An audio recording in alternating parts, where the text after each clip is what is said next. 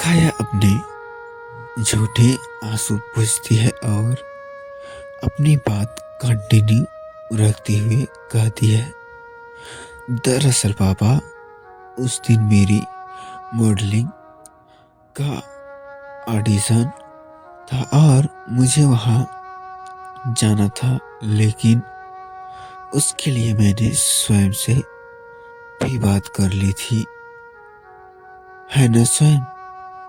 सब अब स्वयं की तरफ देखने लगते हैं। स्वयं भी काया की इस बात पर एग्री करता है और उसकी परमिशन दी थी।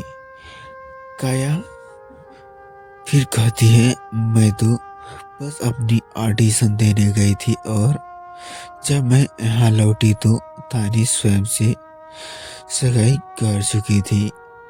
उसकी मेरी गैर मौजूदगी का फायदा उठाया क्योंकि तानी स्वयं से प्यार करती थी और उससे शादी करना चाहती थी।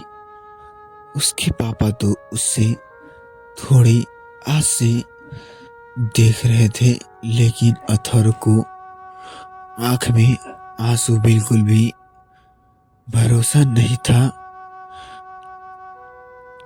वही स्वयं और अंगद काया की इस बात को सुनकर हंसने लगते हैं, जिससे वहां मौजूद बाकी सब सवालिया नजर से उसे ही देख रहे थे। काया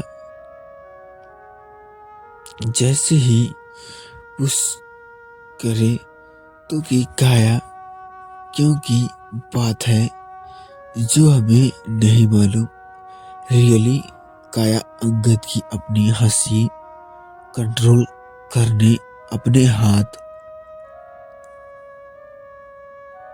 फोल्ड करते हुए कहती है। काया हड़बड़ाते हुए हाँ अपना नजर फेरते हुए जवाब देती है, और नहीं तो क्या क्या तुझे लग रहा है कि मैं झूठ बोल रही हूँ?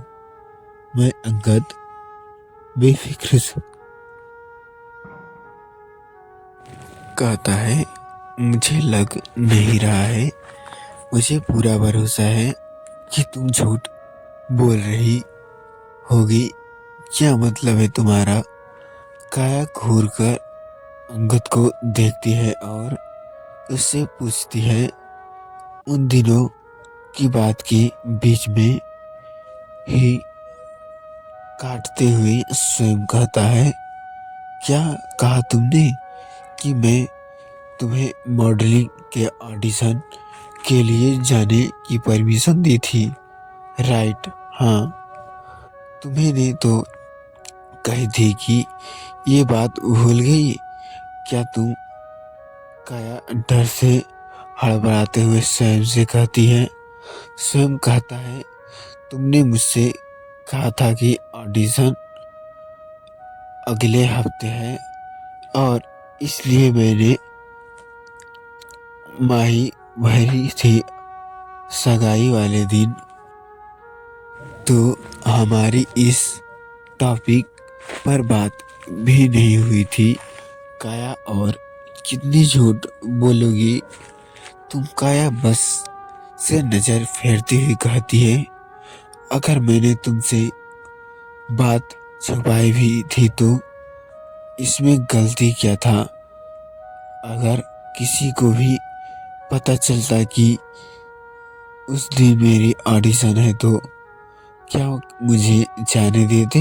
काया की बात सुनकर उसके पापा थोड़ी नरमी से उससे कहते हैं, एक बार कहकर तो होता हमसे बेटा, ऐसा करने की क्या जरूरत थी तुम्हें? लेकिन अथर्व को अब काया की बात पर डाउट हो रहा था, क्योंकि उसकी फैमिली ने कभी भी तानी और काया को किसी चीज से नहीं रोका था।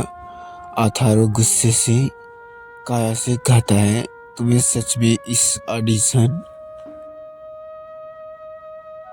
में जाना था या बस तानी को फंसाने के लिए तुमने ये सब किया? आशा अब तेज कदम से काया के पास जाती है और उसकी साइड में खड़ा होकर अथौर की तरफ देखते हुए कहती है, ये तू क्या कह रहे हो अथौर? भला काया ऐसा जानबूझकर कर तानी के साथ ऐसा क्यों करेगी? ये तो काया की बात कहती है। अथर्व काया की तरफ सवालिया नजर से देखते हुए कहता है, क्योंकि ये तानी से नफरत करती है। स्वयं अपने पॉकेट में हाथ रखते हुए कहता है। वहीं पूरी फैमिली और अविश्वास से काया की तरफ देख रही थी। काया कुछ आगे कह पाती उससे पहले ही स्वयं कहता है, और रही बात ऑडिशन की, तो काया उस दिन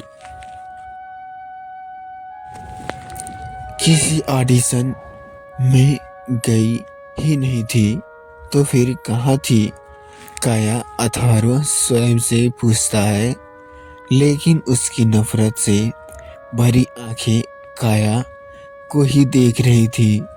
स्वयं दरवाजे की तरफ देखता है और आवाज लगाते हुए कहता है, स्तुति दी, प्लीज आइए और इन्हें बताइए कि काया उस दिन कहाँ गई थी। स्तुति का नाम सुनते ही काया की पैरों तले की जमीन ही खिसक चुकी थी। 2 साल तक काया इस बात को बहुत अच्छे से छुपा कर रखा था, लेकिन आज स्तुति का नाम सुनते ही काया को समझ आ गया था कि स्वयं को इस दिन के बारे में सब कुछ पता चल चुका है। स्तुति काया के साथ साथ आरव भी अंदर आ चुका था। आरव ने स्तुति का हाथ कसकर पकड़कर रखा था ताकि वो उसकी हिम्मत बढ़ा सके। काया अब आशा के पीछे जाकर खड़ी हो जाती है, जैसे वो इस सब से छुपना चाहती हो। यही अथर्व और घर वाले बहुत ही हैरान और परेशान थे कि स्तुति का इस सब से क्या ही लेना देना है। सारे घर वाले स्तुति को देख रहे थे और उसकी कुछ बोलने का वेट कर रहे थे।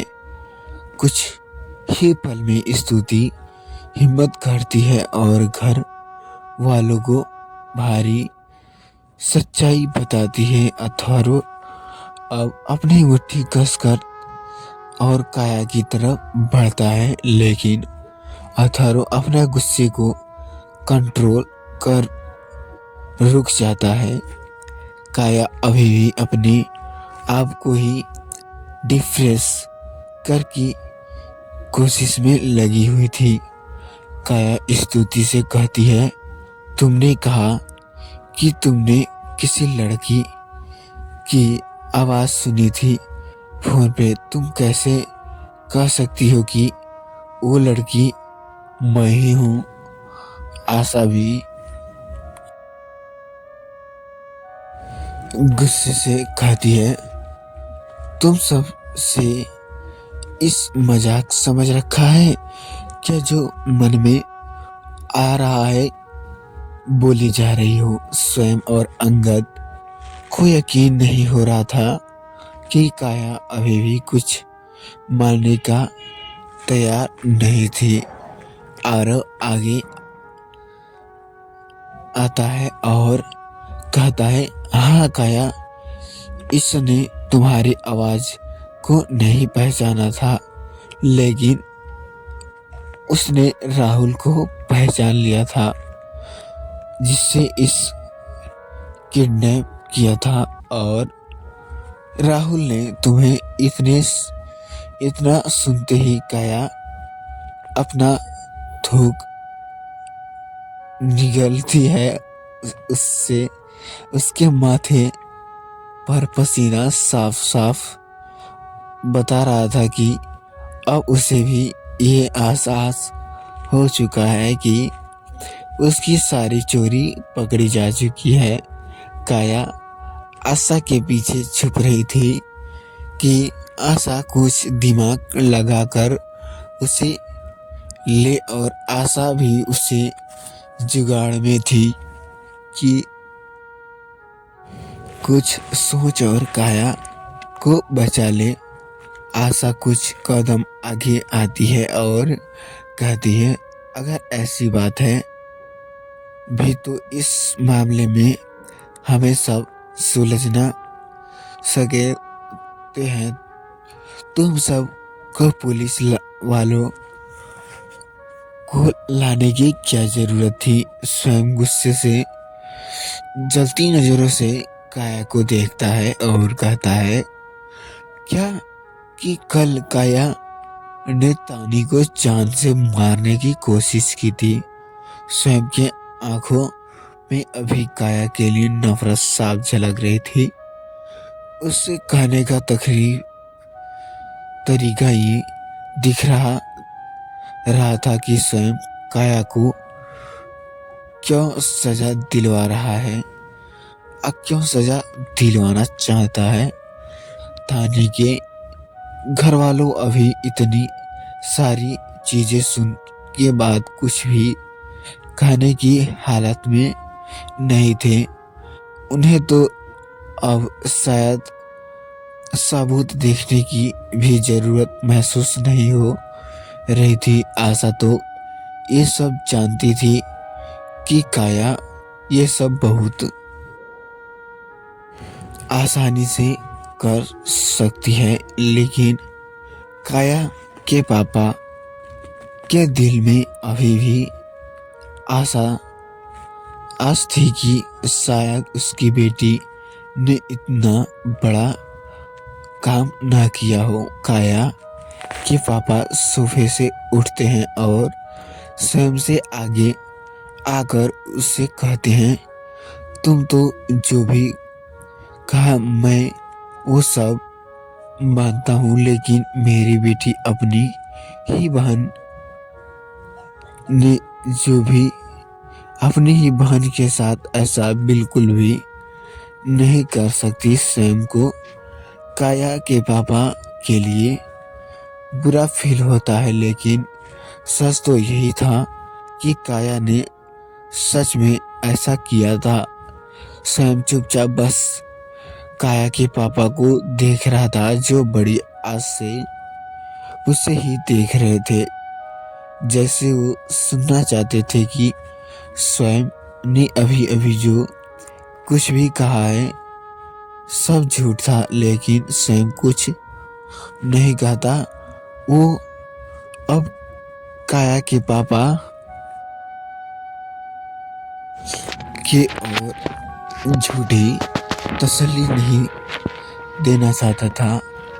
उसने यही गलती सब तक की थी, घर वालों तानी को हॉट ना हो, इसलिए स्वयं काया को बार बार समझाने की नाकाम कोशिश की थी। स्वयं अपनी आंखों के नीचे करते सब खड़ा हो जाता है। स्वयं को कुछ न कहता देख काया के पापा काया से ही पास जाते हैं और उससे कहते हैं, तू इतनी बेबुनियाद बातों को खारिज कर दे बेटा। सब को बता कि ये जो कुछ भी कर रहे हैं ये सब झूठ है। काया को इतना तो पता था कि उसके पापा के रहते उसे कोई छू भी नहीं सकता, जब तक कि उसने सच में कुछ काया ना। हाँ, इसलिए काया फिर से अपने पापा के भरोसे का फायदा उठाते हुए कहती है, नहीं पापा, मैंने कुछ भी नहीं किया, सब जान बूझकर बस मुझे फंसाने की कोशिश कर रहे हैं। इस पर आशा भी काया का साथ देते हुए कहती है, हाँ बेटा, ऐसा कुछ भी नहीं कर सकती, मुझे इस पर पूरा भरोसा है। तुम इतनी बड़ी बात भी न साबूत के कह भी कैसे सकते हो, साबूत है हमारे पास। स्वयं गंभीर भाव से काया की तरफ देखते हुए कहता है, स्वयं की बात सुन कर सारे घर वाले का दिल सहन सा जाता है, क्योंकि कभी तक स्वयं इन्होंने जो कुछ भी काया के बारे में सुना था और कहीं कहीं बर्दाश्त की हद तक था, उसमें से कोई भी नहीं चाहता था कि ये बात सही हो कि काया ने सच में तानी को जान से मारने की कोशिश की हो। काया को इस बात बिल्कुल भी यकीन नहीं हो रहा था कि कल उसने जो कुछ भी किया था उसका कोई सबूत किसी को मिल सकता है। काया इस बात के लिए 100% श्योर थी कि तानी अभी भी उससे के खिलाफ एक शब्द नहीं कहेगी। फिर स्वयं के सबूत के बारे में बात कर रहा था। इस सब बातों को सोचते हुए और खिड़कियां जोड़ते हुए काया को सिर गर्दन से फटा जा रहा था।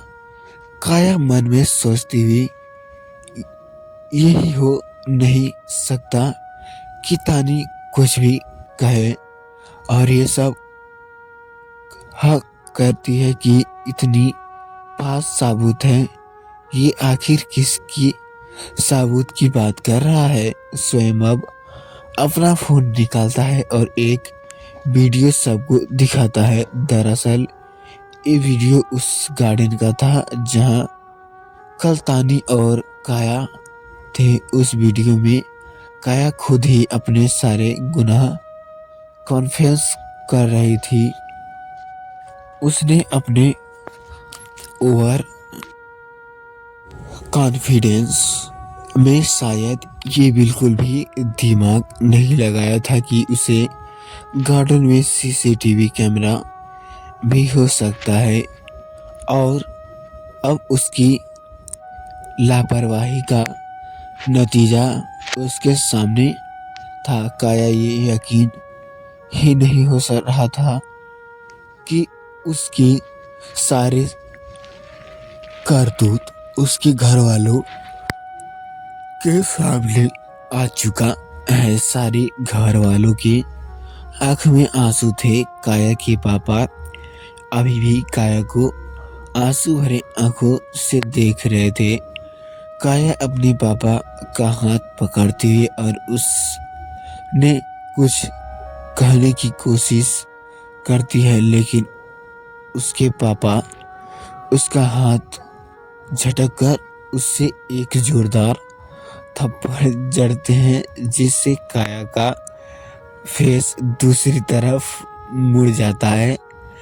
काया के पापा गुस्से से चिल्लाते हुए उससे कहते हैं, तुझे ये सब करने की क्या जरूरत थी? तानी ने तो तुम्हारे लिए वो सब कुछ किया जो शायद तुम्हारी सगी बहन भी तुम्हारे लिए कभी नहीं करती, और तुमने उसके साथ वो किया जो कोई पराया भी नहीं करता।